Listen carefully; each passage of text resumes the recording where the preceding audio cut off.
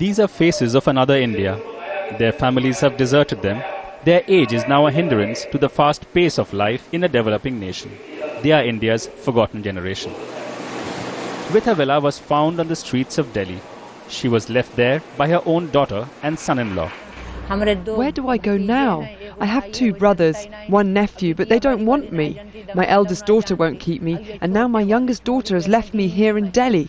This isn't a unique story. There are many such stories in this old age home.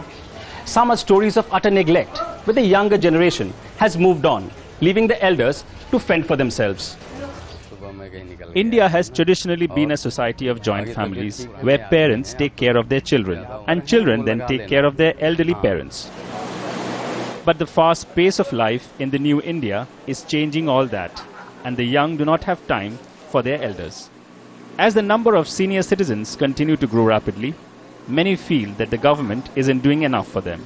I think the government does intend to look after elderly people, but the resources available to look after the growing number of elderly people are limited. In absence of a strong government-implemented policy for senior citizens, some have taken matters into their own hands. Vinita Sareen and her husband have chosen to live in this community of elders, finding companionship with others like them. But their heart still beats for their children. We have forgotten our tradition. The children used to take care of their parents, but now they can't.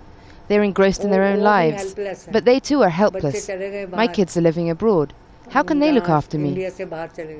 The concept of a home for seniors is new to India, but a trend that is now catching up. Most urban centers in India have such homes now.